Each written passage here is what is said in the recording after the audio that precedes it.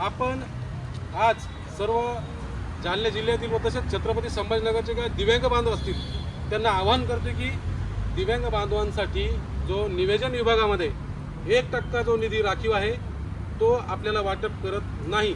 त्यामुळं आपण येणाऱ्या 22 ऑगस्ट रोजी अतुल सावे साहेब यांना निवेदन देण्यासाठी छत्रपती संभाजीनगर येथे येणार आहोत। आणि सर्वांना एकच विनंती आहे, ज्यांच्याकडे ह्या गाड्या असतील त्याच दिव्यांग बांधवांनी निवेदन देण्यासाठी यायचं आहे। फक्त अशी गाडी पाहिजे।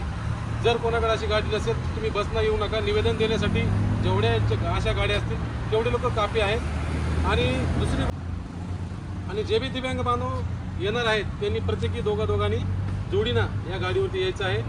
संभाजीनगरला आल्यानंतर निवेदन देऊन आपण लगेच वापस येणार आहोत। त्याच्यामध्ये समोरील जी तारीख असेल ती डिक्लेअर करणार आहोत की जर त्यांनी आपली मागणी मान्य केली नाही तर सदरील मंत्र्यांच्या घरासमोर आपल्याला अशाच गाड्या घेऊन पूर्ण जालना जिल्ह्यातील व संभाजीनगरच्या असतील किंवा महाराष्ट्रातील ज्यांना कोणाला यायचं असेल त्यांनी त्या आंदोलनामध्ये सहभाग घ्यायचा आहे। कारण 1% निधी हा फक्त जालना जिल्ह्यासाठी नसून पूर्ण महाराष्ट्रासाठी आहे। आणि तो वाटप का होत नाही? आपल्या नियोजन समितीमध्ये GR तर उपलब्ध आहे, परंतु त्याचे निकष उपलब्ध नसल्यामुळे ते खालच्या लेवलला एकच सांगून देतात की आम्हाला GR आहे, परंतु हे वाटप कसं करायचं याचे काही निकष आलेले नाहीत।